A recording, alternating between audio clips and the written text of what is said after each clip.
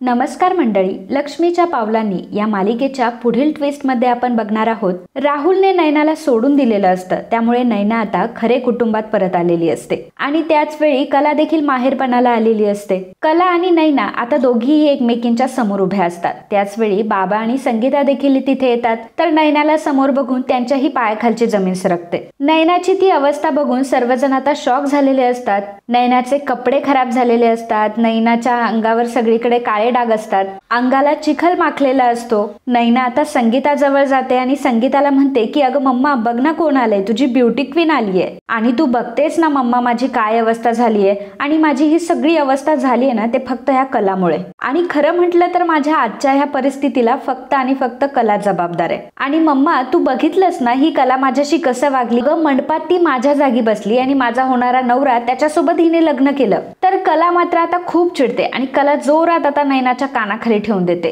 तर नैना म्हणते की अगं मम्मा, बघ ना तू ही कला मला कशी मारतीये, तिच्या मोठ्या बहिणीवर हात उचलतीये. मम्मा, तू हिला काहीतरी सांग. आता पुढचा मागचा काहीही विचार करत नाही आणि नैनाकडे बघून तिचे हात आता सळसळतात आणि नैनाच्या ती जोरात थोबाडात ठेवून देते. तर संगीताने आपल्याला मारलं म्हणून नैना खूप शॉक झालेली असते. कारण नैनाला असं वाटत असतं की जर कलाने तिला मारले म्हटल्यावर तिची मम्मा तिची साईड घेईलच. परंतु तिच्या मम्मानेच मात्र तिच्या दुसऱ्या गालात चांगलीच मारलेली असते. संगीता नैनाला विचारत असते की तुझी इथे येण्याची हिंमतच कशी काय झाली आणि तू इथे का आलीयस. आता शेवटी आमच्या तोंडाला तर तू काळ फासलंच आहेस आणि आता इथे कशाला आलीयस तू. तर मंडळी, तुम्ही व्हिडिओ तर बघता परंतु चॅनलला सबस्क्राईब करत नाही. त्यामुळे माझी तुम्हाला कळकळीची विनंती आहे की तुम्ही जर आपला हा व्हिडिओ बघत असाल तर चॅनलला नक्की सबस्क्राईब करा. धन्यवाद. आता नैनाला बोलू लागते की अगं नैनाताई, तू अशी पळून गेली, तुझ्या अशा पळून जाण्याने आई बाबांना किती त्रास झाला असेल याचा तू एकदा तरी विचार केलास का. आणि अगं ताई, आम्हाला हे देखील माहित नव्हतं की तू पळून कुठे गेलीयस आणि पळून गेलीये तर तू जिवंत आहेस की कुठे आहेस हेही आम्हाला माहित नव्हतं. तुला मला जे काही बोलायचं असेल ना ते बोल, परंतु मला फक्त एवढं सांग की तू पळून कोणासोबत गेली होती. असा कोण व्यक्ती आहे की तुला आपल्या घरच्यांपेक्षा सुद्धा तो जास्त महत्वाचा वाटला. कला नैनाला जाब विचारत असते, परंतु नैना मात्र कलाला म्हणते की तू गप्प बस, तू उगाचच मला काही पण बोलू नकोस आणि तुझी एवढी लायकी नाहीये की तू माझ्याशी बोलशील. नैना आता पुन्हा संगीताजवळ येते आणि संगीताला म्हणत असते की हे बघ मम्मा, तू माझ्यावर रागवलीयस, मला माहितीये तू माझ्यावर रागवली आणि तुझं माझ्यावर रागवणं देखील स्वाभाविक आहे. पण एकदा बघ तरी तुझ्याकडे कोण आलंय. तुझी ब्युटी क्वीन तुझ्याकडे परत आलीये आणि तू माझी अवस्था बघतीये ना कशी. अगं 2 दिवस झाले मी काही खाल्लं सुद्धा नाहीये आणि माझी अवस्था बघतीये ना. अगं रस्त्यावरून चालता चालता मी चिखलात सुद्धा पडले. प्लीज तू मला काहीतरी जेवायला दे ना. अगं तुझी मुलगी उपाशी आहे. नैना संगीताला इमोशनल ब्लॅकमेल करण्याचा विचार करत असते, परंतु संगीता मात्र आता नैनाचं काहीही ऐकायला तयार नसते. संगीता तिला काहीही उत्तर देत नाही. त्यामुळे नैना म्हणते की ठीक आहे, मला खूप भूक लागली, मी माझ्या हातानेच काहीतरी जेवते. नैना आता किचनकडे जायला निघते तेव्हा संगीता आता तिचा हात पकडते. तर नैनाला असं वाटतं की संगीताने तिचा हात पकडलाय कारण ती असं म्हणते की तू थांब, मी तुला जेवायला वाढून आणते. परंतु आता संगीताच्या मनात दुसरंच काहीतरी असतं. संगीता आता नैनाचा हात पकडते आणि नैनाला आता ती हात धरून घराबाहेर काढते आणि दाराबाहेर तिला जोराचं ढकलून देते. आता हे सर्व बघून नैनाला मोठा धक्का बसतो. नैना संगीताला म्हणत असते की अगं मम्मा, हे सर्व तू काय करतेयस. तेव्हा संगीता नैनाला म्हणत असते की खरं तर ही गोष्ट करण्यासाठी मी खूप वेळ लावलाय आणि या गोष्टी तर मी आधीच करायला पाहिजे होत्या. आतापर्यंत मी तुला काय दिलं नाही ग. तू मला म्हणाली की मम्मी मला मेकअप बॉक्स हवाय, तुला तो आणून दिला. तू म्हटली मला कपडे आणून दे, तर मी तुला कपडेही आणून दिले. प्रत्येक वेळी मी तुझे जास्त लाड केले. तुझ्या या हरकतीमुळे मी माझ्या 2 मुलींचे सुद्धा लाड केले नाही. त्यांना काय हवंय नकोय मी कधीही बघितलं नाही. प्रत्येक वेळी तुझ्या मनाचा विचार केला आणि मी तर ही सुद्धा गोष्ट विसरून गेले होते की माझ्या बाकीच्या सुद्धा 2 मुली आहेत. मी तर सगळं लक्ष फक्त तुझ्यावर देत होते कारण मला ना तुझ्याकडनं खूप अपेक्षा होत्या. परंतु आता तसं राहिलं नाहीये कारण तू माझी मुलगीच नाहीये आणि आता फक्त माझ्या 2 मुली आहेत, एक काजल आणि दुसरी कला. तू माझ्यासाठी तर कधीच मेलीयस आणि मागच्या जन्मात मी असं काय पाप केलं होतं की मला तुझ्यासारखी मुलगी जन्माला घातली. नैना म्हणत असते की मम्मा, मला माहितीये तुझं हे सगळं बोलणं स्वाभाविक आहे, पण मला माहितीये हे तू बोलत नाहीयेस. ह्या कलाने नक्कीच तुला काहीतरी भडकवलंय माझ्याबद्दल. संगीता तिला म्हणते की खबरदार खबरदार, जर तू माझ्या कलाबद्दल आता एक शब्द जरी बोललीस तर. आणि काय ग, तुला काय वाटलं होतं की जेव्हा तू या घरामध्ये परत येशील तेव्हा काय मी तुझ्या समोर फुलांच्या पायघड्या घालेल आणि माझी मुलगी आली आहे असं म्हणत मी काय गावामध्ये दवंडी पेटवणार आहे.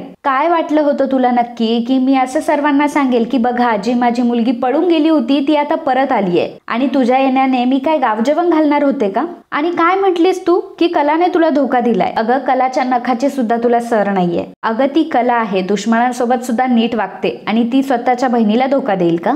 अगं लग्नामध्ये कलाने स्वतःचा पदर सर्वांसमोर उघडा करून हे देखील सांगितलं होतं की ती नैना नसून कला आहे, तरी सुद्धा परिस्थिती अशी होती की तिला अद्वैत सोबत लग्न करावं लागलं. आणि ह्या सगळ्या गोष्टी ना फक्त तुझ्यामुळे झाल्यात. संगीता आता कलाचा एक हात घेते आणि नैनाचा एक हात घेते. संगीता नैनाचा हात बघून म्हणत असते की तुझा जो हात आहे ना तर तुझे हात हे फुलांसारखे. त्या हातांनी कधी कामच नाही केलं. ते हात नेहमी त्या मॉइश्चरायझर आणि क्रीम मध्येच बुडलेले होते. पण एकदा कलाचे हात बघ, कलाच्या हातांना मॉइश्चरायझर नाहीये, क्रीम नाहीये, निस्तेज आहेत तिचे हात. कारण काय आहे माहितीये का? कारण ह्या हातांनीच आपलं घर चालवलंय आणि ह्याच हातांमुळे 2 घास आमच्या पोटामध्ये गेलेत. नैने तुझी लाईफ सेट करण्याच्या नादामध्ये ना मी माझ्या कलाचं आयुष्य बर्बाद केलंय. नैना म्हणते की इतक्या दिवसांनंतर मी घरामध्ये आले परंतु कोणाला माझी किवही येत नाहीये. सगळ्यांनी अगदी आम्हाला परकच करून टाकलं. तर आता बाबा पुढे येतात आणि नैनाला म्हणतात की नैना तू आम्हाला परकी नाही झालीयस तर तू आमच्यासाठी मेलीयस. आता तुला तुझ्या प्रश्नाचं उत्तर भेटलंच असेल, आता तू इथून निघून जाऊ शकतेस. नैना हात जोडून सर्वांची माफी मागत असते. सर्वांना म्हणत असते की माझं चुकलंय, मला माफ करा.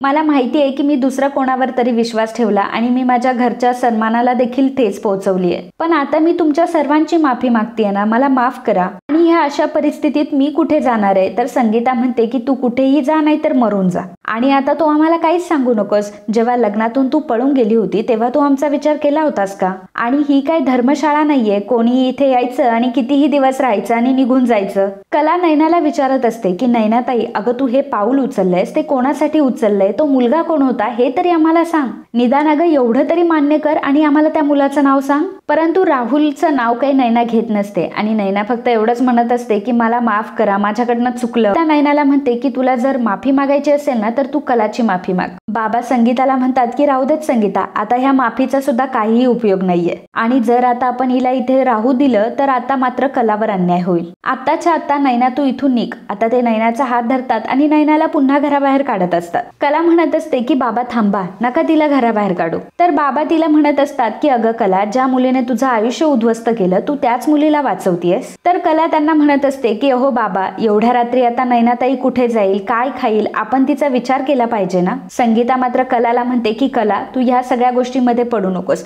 तू आत्ताच्या आता तुझं सामान बांध आणि आत्ताच्या आता इथून निघून जा तुझ्या सासरी. काजू म्हणत असते की अगं आई, तुला अचानक काय झालं आणि एवढ्या रात्री आता कलाताई कुठे जाणार आहे? तर कला सुद्धा म्हणत असते की अगं आई, मला आजच्या दिवस इथे थांबायचं होतं. परंतु आता संगीता म्हणते की नाही म्हटलं ना एकदा, तू आत्ताच्या आता तुझ्या सासरी निघून जा. त्यामुळे संगीताचा शब्द आता कलाला ऐकावा लागतो आणि कला आता म्हणते की ठीक आहे, तुम्ही मला एवढं म्हणताय तर मी जाते. आणि कला आता तिथून निघून चाललेली असते. परंतु जाता जाता ती संगीता आणि बाबांना सांगत असते की प्लीज तुम्ही नैनाताईला अजिबात घराबाहेर काढणार नाही. कला तर तिथून निघून गेलेली असते परंतु तरी सुद्धा संगीता आणि बाबा आता नैनाचं काहीही ऐकत नाही आणि नैनाच्या तोंडावर आता दरवाजा बंद करून घेतात. आता घरातल्यांनीच नैनाला बाहेर काढलेलं असतं. संगीताने तर काही नैनाला घरामध्ये जागाही दिलेली नसते. त्यामुळे नैना पुन्हा एकदा एकटी पडलेली असते. नैना खूपच रडत असते आणि सगळ्या कारनाम्यांचा आता तिला पश्चाताप व्हायला लागतो. तर मित्रांनो, असेच लक्ष्मीच्या पावलांनी आणि इतर मालिकांचे ट्विस्ट एपिसोड बघण्यासाठी आत्ताच आपल्या चॅनलला सबस्क्राईब करा आणि हा व्हिडिओ तुम्हाला आवडला असेल तर व्हिडिओला लाईक आणि कमेंट करायला अजिबात विसरू नका. धन्यवाद.